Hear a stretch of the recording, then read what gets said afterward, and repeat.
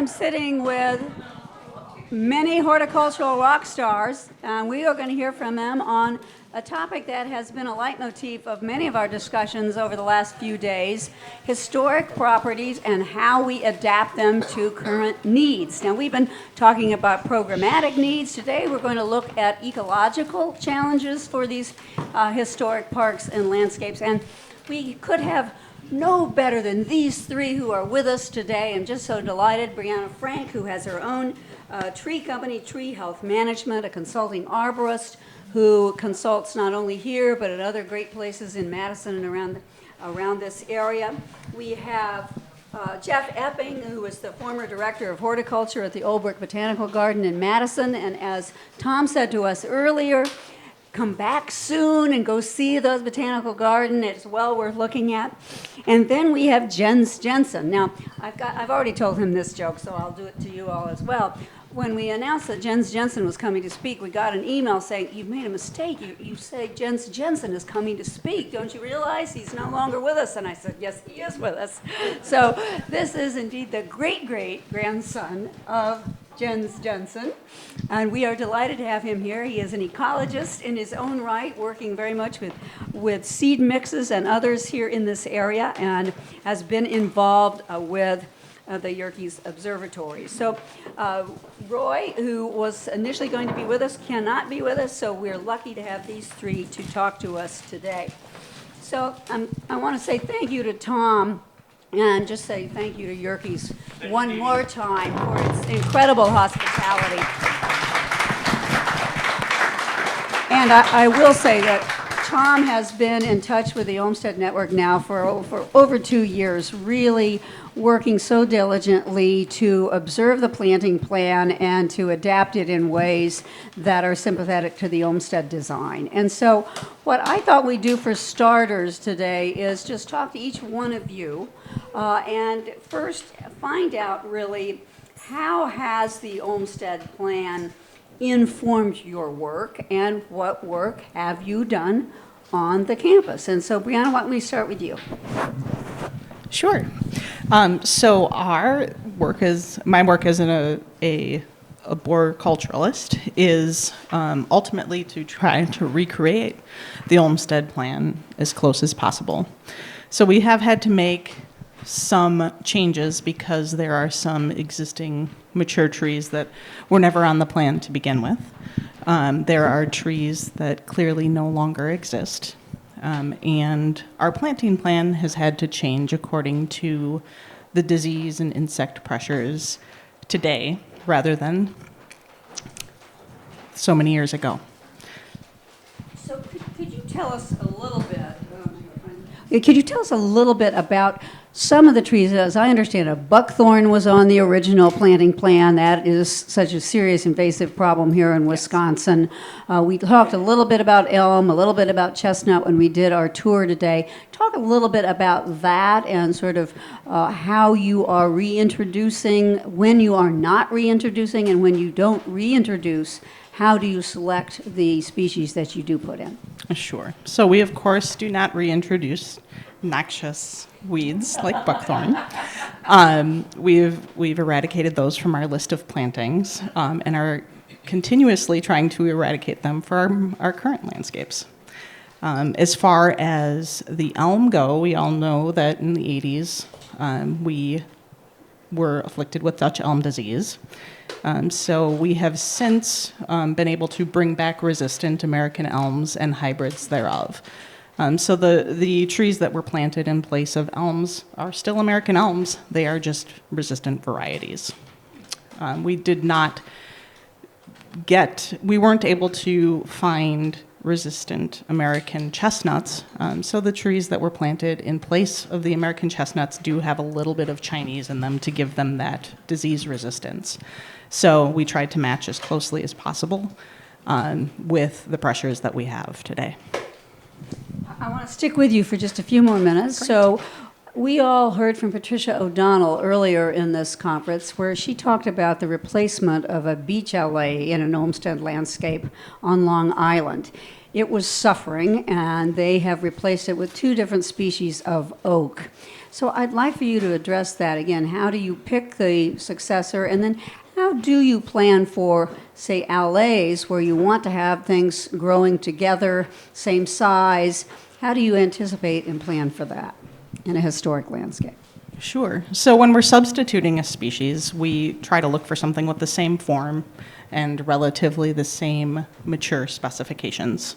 And when we're planting things together, such as trees, we really have to think of those as working together as a system. So when one tree learns to grow in order to take on things like snow load, ice, and rain, and our seasonal Wisconsin events, it really affects the way the tree next to it is growing. So a lot of times when we're growing things in groves, we want something that matches in growth rate and in form so that those things can grow together and not rob one of the other from their requirements, whether that be sun or space. So Jeff, what area of the landscape have you been working on, and how has this plan informed your work? You bet. So Tom brought me on to tackle the foundation plantings, which is mostly shrub plantings, some small trees. And the list of those plants is right here, and sometimes a number, so there's corresponding numbers on the plan. And then you find the number, and it lists what plants are within it. What was interesting to me when I started studying this is that, okay, there's it'll tell me how many plants are in a group. So say 1, 2, 3, 4, 5, there's 6, 7 different plants within group 84. I don't have my reading glasses on, but it doesn't really give you a view of how they may have been arranged within that group, for one thing.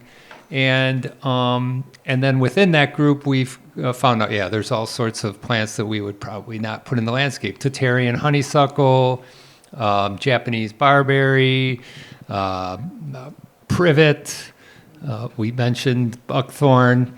But, why would those be in? Because those were brand new plants. I mean, plant explorers were out across the globe collecting these exotic species, and they were a big deal, right? And everybody wanted to put them in the landscape. They had no idea of what they might do in the future, and so that's cool. But when we substitute, then we're, again, like Briana said, trying to find something that might match the form, or when they flower, or if there's another species of that particular genera that we can use, we do.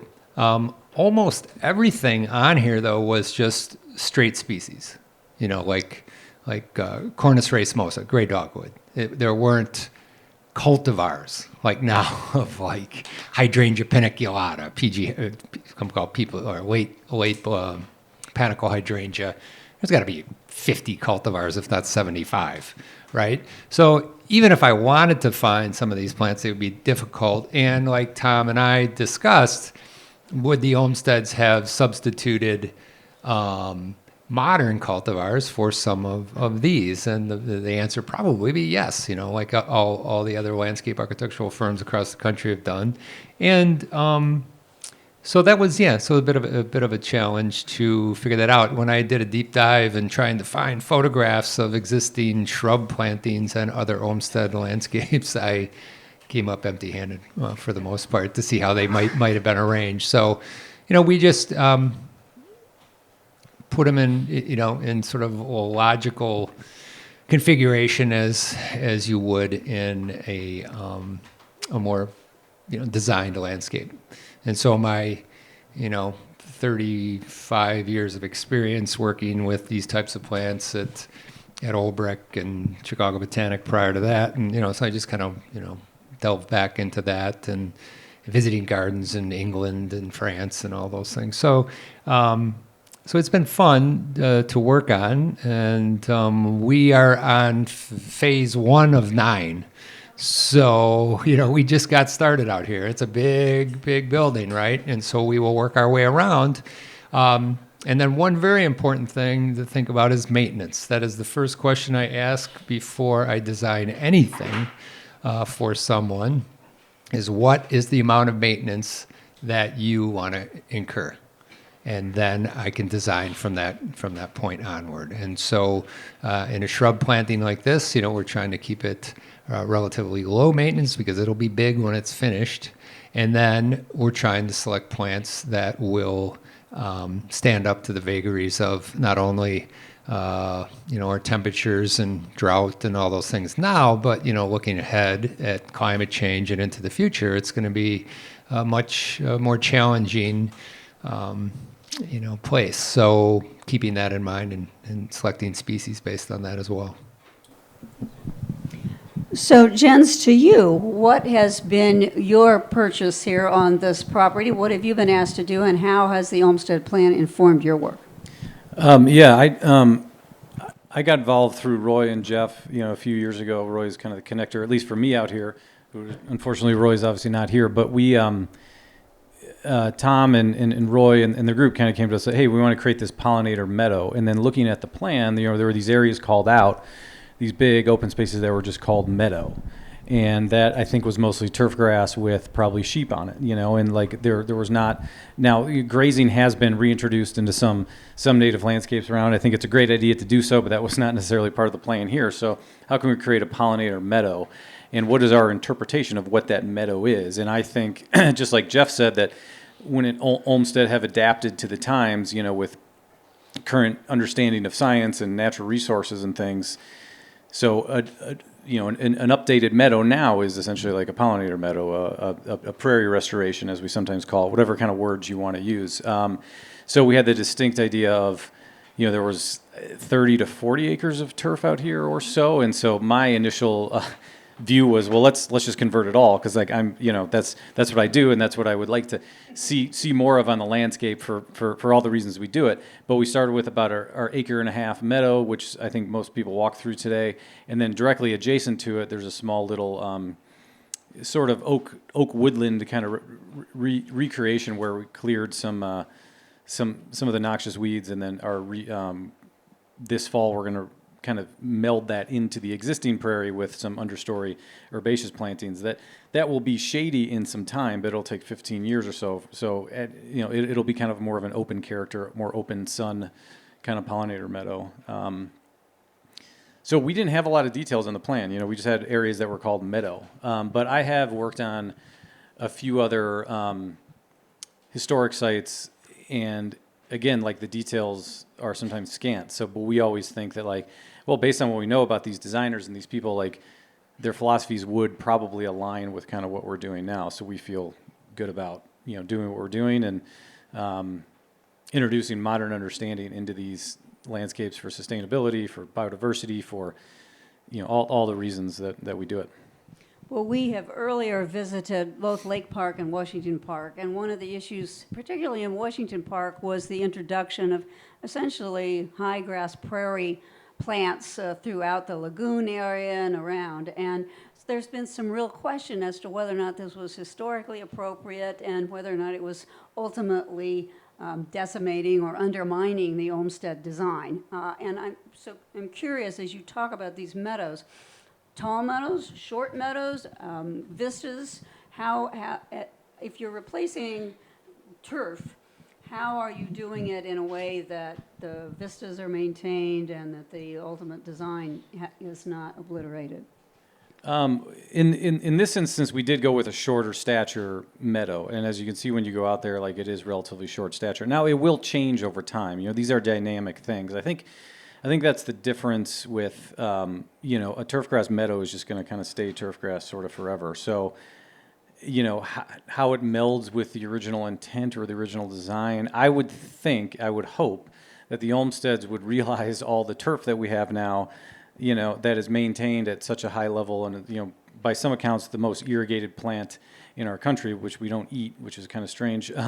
And so maybe getting rid of some turf and trying to get back to that, rebuilding that soil health that we've lost. So I think I don't know. I mean, it's sort of a tough question to answer in terms of how it would gel with that original plan. But I think the ethos of it and the philosophy of you can still have those views and you can still have those because it changes throughout the season and add seasonal interest through all seasons. You know, it's not just kind of like a green swath most of the year. So I'm not sure if that answers your question, but So to all three of you,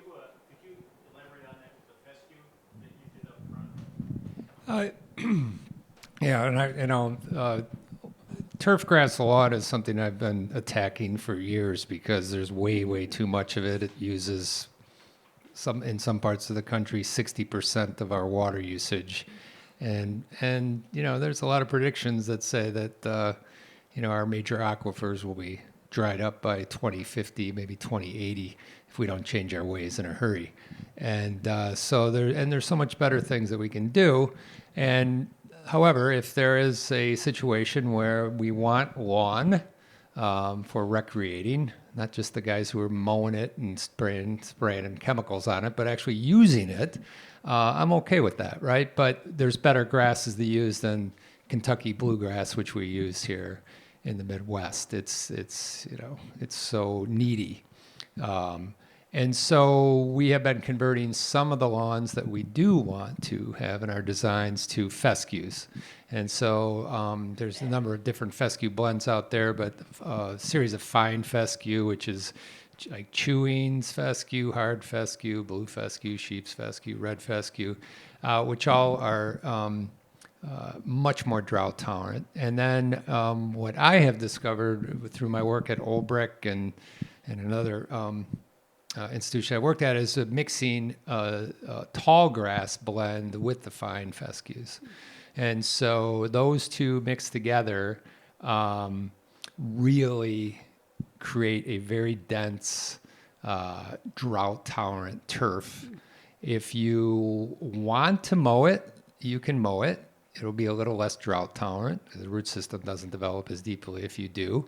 But if you want to just seasonally mow it, so I love to see it get, gets about 6 inches or so, maybe 8 inches in blade, and then it sends up a flower stalk another, 10 inches or so. And it's absolutely beautiful in midsummer. And if you can tolerate that or adapt to that, because I think it's absolutely beautiful, you can maintain, you can leave it like that and just mow it again in the fall. So we typically mow it maybe once or twice a season is all you really need to, but you can mow it more often. And if you have that, people still want to travel through those spaces, so we'll just mow paths in them. And you can do it in a very artistic way, and I think which is much more interesting than striping a bluegrass lawn and walking through that chemically laden landscape. That's just my opinion. so Briana, we know that you all have been certified as an arboretum. Can you tell us a little bit about that? Did that require inclusion of new trees, or was this already arboretum class? I'm just curious about that process. I don't really actually know that much about the process of this being turned into an arboretum. My plight has been very different ultimately than interpreting design, because there really hasn't been an interpretation when it comes to the trees. There exists here what there exists here. And planting and recreating this plan as close to the original is simple in the sense that we are placing things in the geographical location that they should be placed, and altering species where that makes sense. So overall, I think some of the changes that will continue to be made for disease tolerance, et cetera, are things like changing oak species from red oak to things like burr, whites, and hybrids thereof, so that we're not having so much disease pressure that spreads throughout the landscape. And I'm not sure if that entirely answered your question. As I say, we are short for time, so I want to make certain that I give the audience an opportunity to raise questions. So Julia. So first of all, I want to commend you for everything that you guys are doing, and I may try to rope you into some Chicago conferences in the future. But I just want to say, there are photographs, maybe not tons, but there are photographs in the Regenstein collection at the University of Chicago, and I used them in my talk. I found a few. I think they would be really helpful to you. I mean, I don't think there's tons and tons, but I think there's the possibility of finding more. And also in terms of the question about I don't know if Patricia O'Donnell talked about the Jackson Park project. So I worked with her on that in Chicago, and we also had this dilemma about the lawn, and that project was funded by a specific grant, Army Corps grant, that it had to have like biodiversity, and it had to provide good habitat. So it was maybe even like a little more overboard than I would have liked to have seen. And I'd love to talk to you in the future about, I don't think some of the sedges that she selected were successful. They flop over, which was fine when they were green, but when they turned yellow, they didn't look like a lawn at all. But what I wanted to say, when we went out on the tour, I think it was Tom who was in the front, right? You guys were kind of in the back. I think we were asking him the question about turf, and I would just, it sounded like that the direction you were going in is exactly what somebody like me would want to see, which is that lawn in the front that has the great views to the, and you're also the drive would be kind of treated maybe a little bit differently. And so I feel like the direction that you're taking is, exactly what I would want to see, where, some of these prairies, and especially some of the taller prairies, are tucked a little bit farther away. And I do think if you can work on trying to find the views, it'll help you decide like really what are the historic views that we think have to be as closely maintained.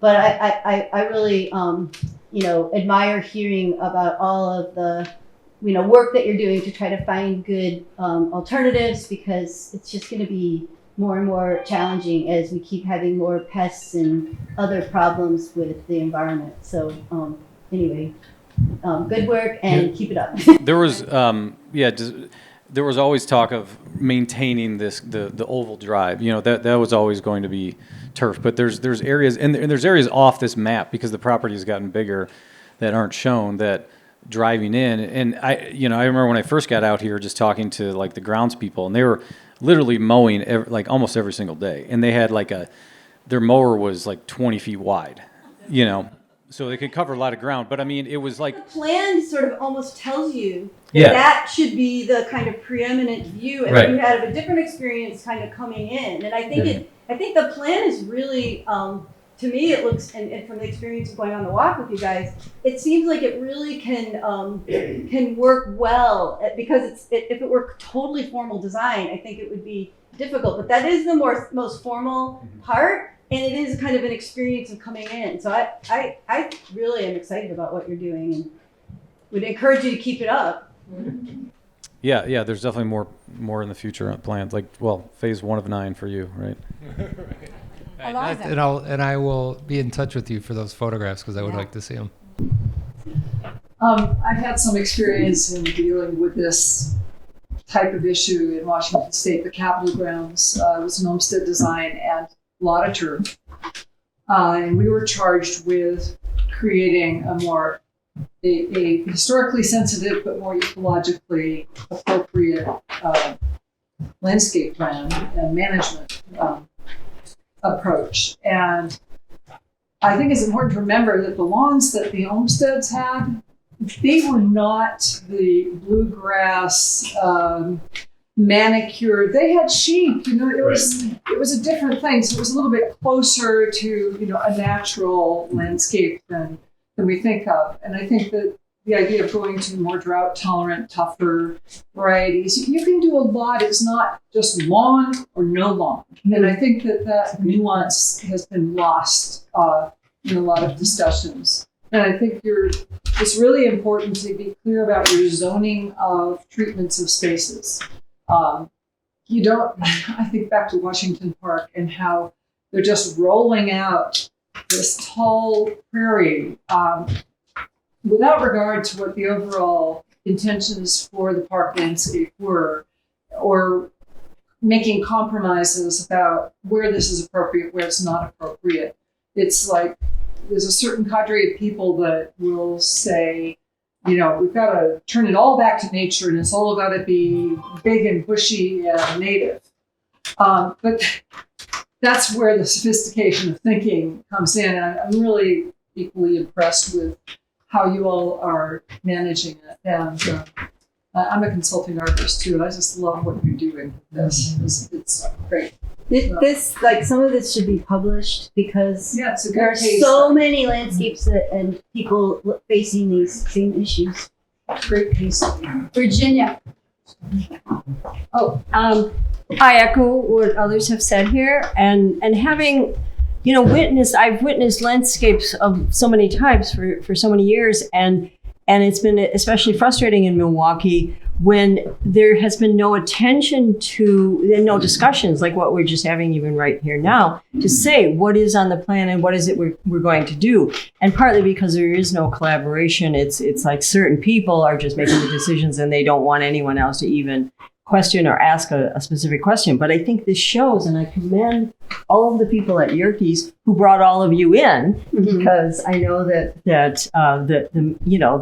those who had the initial vision, and this is a relatively new project, but had a vision already to know enough to bring in enough experts to go visit places like the Biltmore, to go and see what historic landscapes, other landscapes look like, so that they could have a sense for what to even be asking for someone to do. And then bringing in true professionals who can help make those decisions. I applaud you all.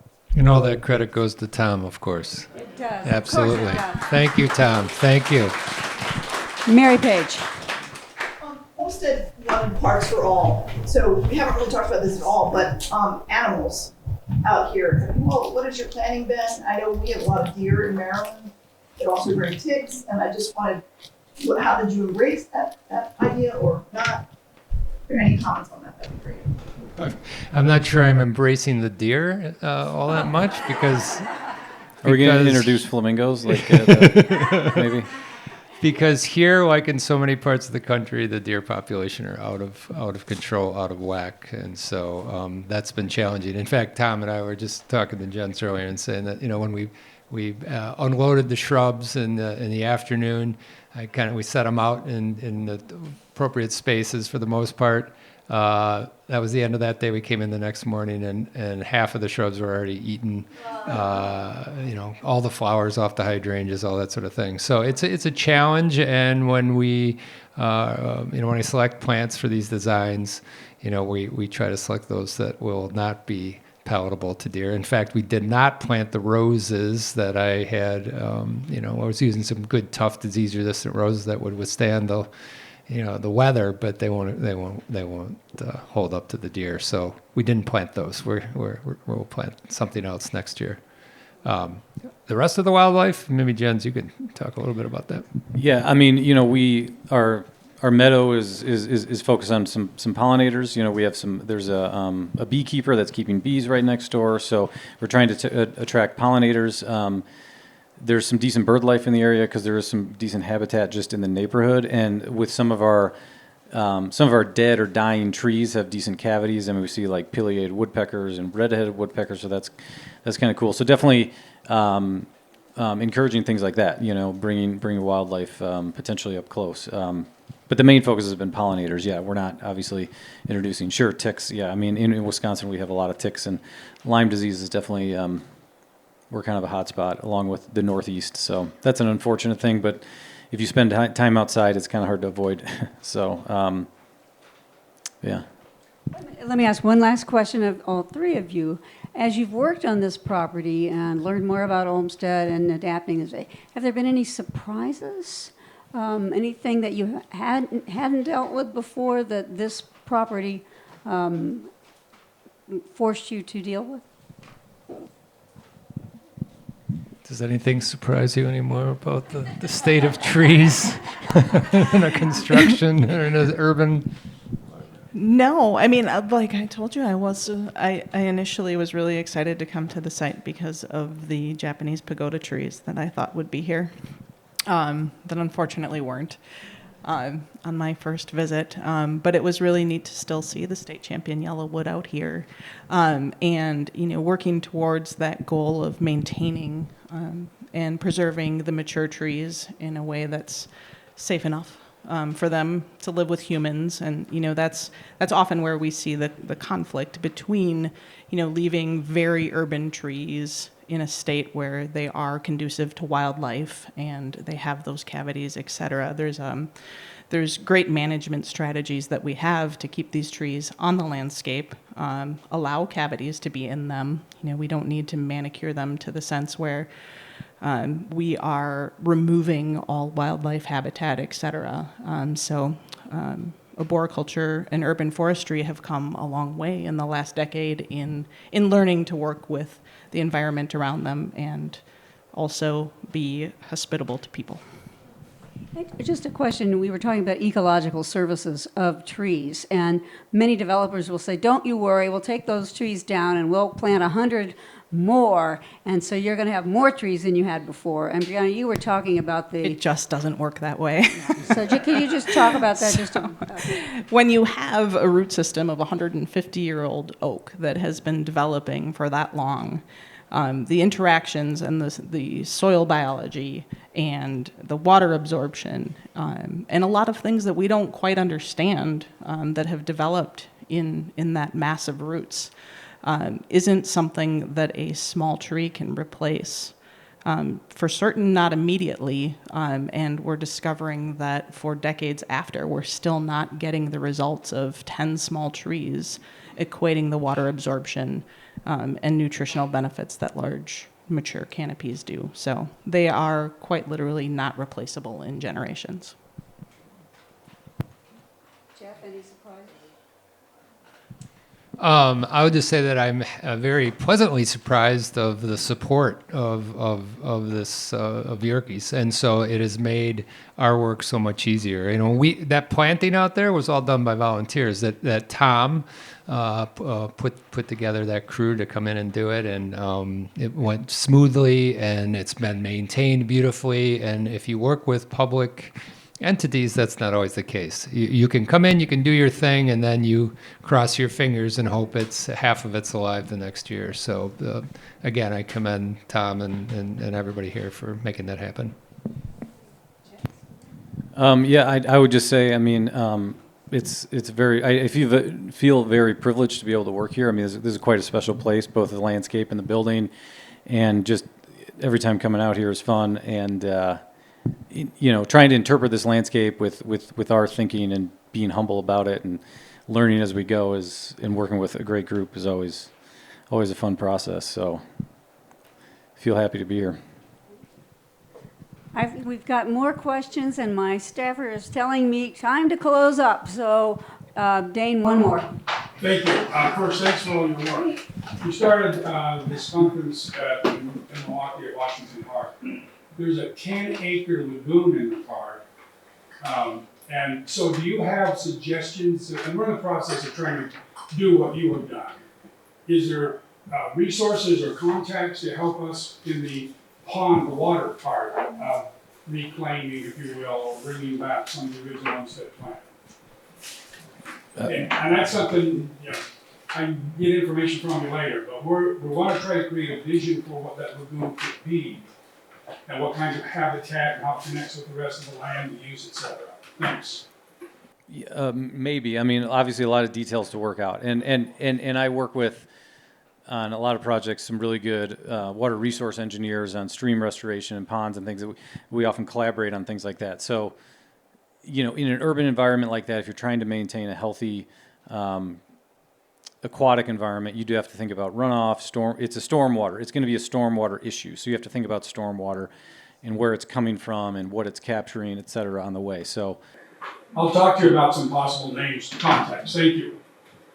All right, Millie, if you do it really fast, real quick question. What sort of an inventory process do you follow for the existing trees, for the new trees planted? What kind of record keeping is going on? So we actually just completed a tree inventory. There's a few trees to be added. still, but we will be. So we have defined them by species, their condition. The inventory has two parts. One is geared towards management and one is geared towards the public so that they can interact and kind of follow along with their map space. So there'll be a QR code that they can scan on any Yerkes literature that it's put on and be able to pull up an interactive map where they can experience the trees and understand what they are, if they were part of the original Olmsted plan, or if they were planted differently and why. So. Well, I hate to cut this off, but in order to stay on schedule, we must. Thank you all for terrific presentation, and we do look forward to following up with you, and I think we all want to do those QR codes and see what's here, and we want to say thank you again to Yerkes and to Tom in particular, whose name has been invoked multiple occasions. And to Tom. Thank you.